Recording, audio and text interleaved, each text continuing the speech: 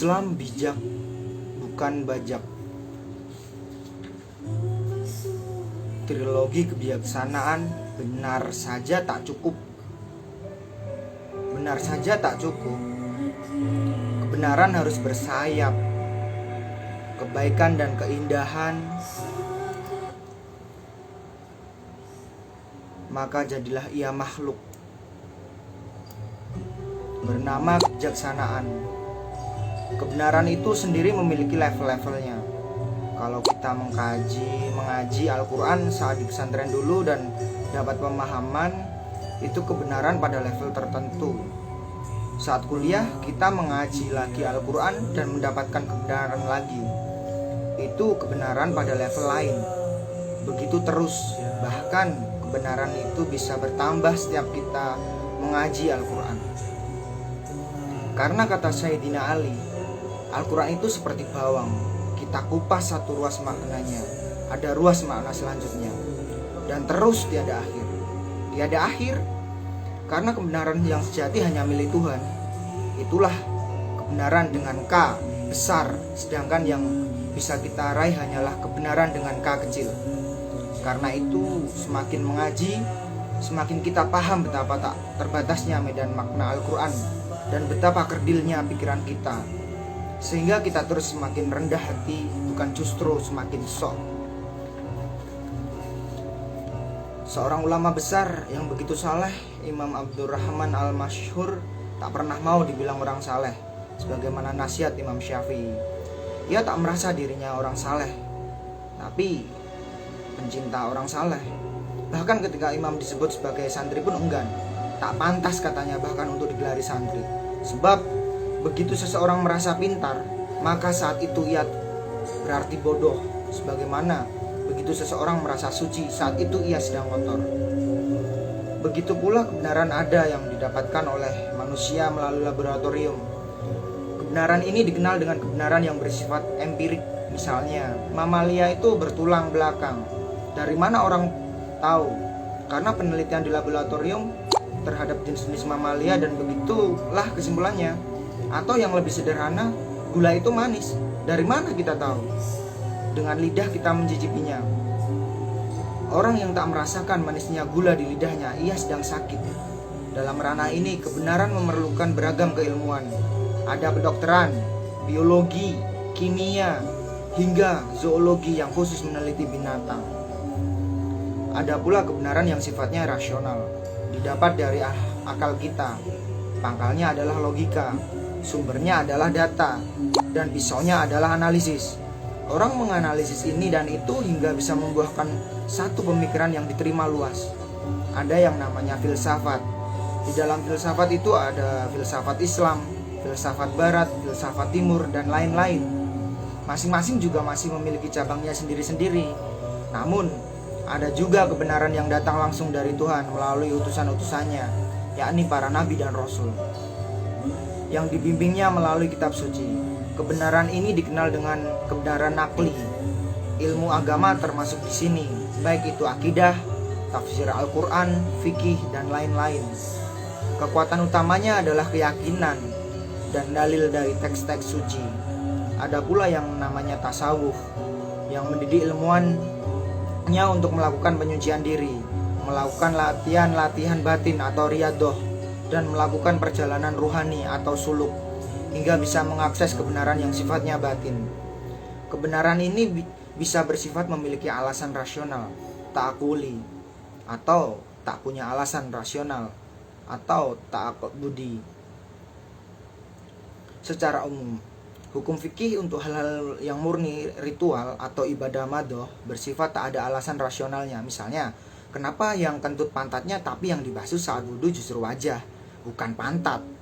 Kalau buat iseng, pakai ilmu cocok logis sih bisa saja diberi analogi, yakni sama saja seperti yang sakit kepalanya yang disuntik pantatnya. Contoh lain, kenapa sholat menghadap ke kiblat padahal Tuhan ada di mana-mana? Orang Madura juga punya pertanyaan anekdot, kalau riba itu haram, tapi kenapa kalau kita batal puasa di siang hari, mengganti puasanya dari subuh lagi? Bukankah itu riba? Dalam perkara ini utamanya adalah keimanan, dan yang diuji adalah ketaatan. Kalau taat pada suatu saat, pada sesuatu yang rasional, kita juga tak akan melakukan. Adapun kalau diperintah atau dilarang atas sesuatu yang tak ada alasan rasionalnya, maka di sanalah ketaatan kita diuji oleh Allah. Adapun hukum fikih untuk hal-hal yang berkenaan dengan hubungan sosial atau muamalah dan non-ritual secara umum bersifat akuli atau punya alasan rasional. Misalnya, menipu itu dosa karena merugikan orang lain, menganiaya itu dosa karena menyakiti orang lain, minuman keras haram karena memabukkan. Aspek kebenaran pada setiap agama, khususnya yang bersifat tidak rasional, adalah bersifat subjektif. Ia diterima karena kita mengimani dengan hati atas apa yang diturunkan oleh Allah melalui nabinya. Oleh karena itu, dalam perkara ini kita bukan hanya dilarang memaksakan, tapi juga tak diperintahkan untuk memperlombakan. Soal kebenaran ini jalani masing-masing sesuai keyakinannya sendiri-sendiri. Lakum dinukum waliyadin. Untukmu agamamu dan untukku agamaku. Bahkan dalam beberapa aspek antar sesama muslim bisa berbeda, sehingga kita dapati dalam Islam dan mazhab-mazhab yang berbeda. Dalam fikih ada mazhab fikih Syafi'i yang banyak dianut di Indonesia, dan ada pula mazhab fikih Hanafi, Maliki dan Hambali yang tidak begitu populer di Indonesia. Kebenaran agama itu pusatnya di hati. Oleh karena itu, kehadiran hati menjadi kunci. Syahadat tak berguna kalau cuma diucapkan dengan lisan, tapi tak diyakini dengan hati. Begitu pula ibadah kita utamanya dinilai secara kualitatif, bukan kuantitatif. Mau banyak ibadah kalau tak pakai hati percuma saja. Oleh karena itu Nabi sabdakan, amal itu tergantung niatnya. Kalau diperintah atau dilarang atas sesuatu yang tak ada alasan rasionalnya, maka di sanalah ketaatan kita diuji oleh Allah. Mau banyak ibadah kalau tak pakai hati percuma saja. Oleh karena itu Nabi sabdakan, amal itu tergantung niatnya. Maka karena ia berada dalam hati, ia tak bisa divonis. Kita hanya menghukum yang tampak. Adapun yang ada di hati biarlah urusan Tuhan. Kewajiban kita atas isi hati orang lain adalah husnuzon atau berprasangka baik. Sedangkan aspek kebaikan bersifat objektif. Setiap agama, setiap orang memiliki keyakinan yang sama bahwa yang dimaksud kebaikan adalah melakukan sesuatu yang positif, yang memberi manfaat bagi orang banyak. Kalau dalam agama misalnya, kemanusiaan, perdamaian, dan nilai-nilai luhur yang menjadi inti semua agama. Sehingga kita bisa berbeda dalam hal kebenaran, namun kita memiliki visi yang sama dalam hal kebaikan. Pada ranah inilah kita harus bekerja sama. Allah memerintahkan, fastabiqul khairat atau berlomba-lombalah dalam kebaikan. Kebenaran memang berada dalam hati, namun outputnya harus kebaikan. Dan pada urusan kebaikan inilah Nabi mengajarkan kepada kita untuk menilai seseorang. Misalnya, kita tidak bisa menilai kebenaran seseorang dalam sholatnya, apakah ia khusyuk atau tidak, apakah sholatnya diterima atau tidak. Adapun yang bisa kita nilai adalah bagaimana dia hidup dalam bermasyarakat. Kalau hidupnya tidak keji dan tidak mungkar kepada orang lain, maka sholatnya kemungkinan besar diterima Allah. Ukuran itu kita dapatkan dari Allah dalam surah Al-Ankabut 29 ayat 45 bahwa inna sholata tanha anil fahsya'i wal munkar. Sesungguhnya sholat itu mencegah dari perbuatan keji dan mungkar. Semakin mengaji, semakin kita paham betapa tak terbatasnya dan makna Al-Quran dan betapa kerdilnya pikiran kita. Sehingga kita terus semakin rendah hati, bukan justru semakin sok. Dan yang terakhir, untuk menyempurnakan kebenaran yang berbalut kebaikan adalah dengan dibungkus keindahan. Dalam riwayat Imam Muslim, Nabi bersabda, tak akan masuk surga seseorang yang di dalam hatinya terdapat kesombongan sebesar biji sawi. Ada seseorang yang bertanya, bagaimana dengan seseorang yang suka memakai baju dan sandal yang bagus? Nabi menjawab, sesungguhnya Allah itu indah dan menyukai keindahan. Sombong adalah menolak kebenaran dan meremehkan orang lain. Sabda tersebut dengan sangat sempurna menggambarkan trilogi untuk mencapai kebijaksanaan, kebenaran, kebaikan, dan keindahan. Keindahan adalah aspek ketiga yang harus menjadi poin dalam kita menyampaikan kebenaran dan menelarkan kebaikan. Artinya, sebuah kebenaran harus disampaikan dengan cara-cara yang baik dan dibungkus dengan hal-hal yang indah.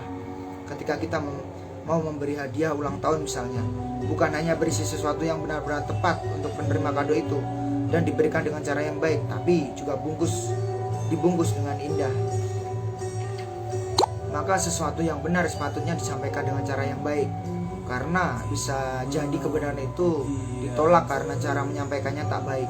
Nabi yang menyampaikan kebenaran Islam dengan cara yang baik saja masih ada yang menolak di Mekah dan Madinah, apalagi kalau kita menyampaikan dengan cara yang tidak baik. Dan setelah itu masih harus dibungkus dengan cara yang indah agar nyaman diterima orang lain. Karena kebenaran yang disampaikan dengan baik tapi tidak indah masih berpeluang ditolak. Dalam konteks saat ini, keindahan misalnya adalah kreativitas. Meskipun dakwah telah dikemas dengan tutur kata yang baik, santun dan lembut, tapi kalau tak kreatif maka tak akan tampak indah, sehingga tak menarik ditonton dan akhirnya tak mengena.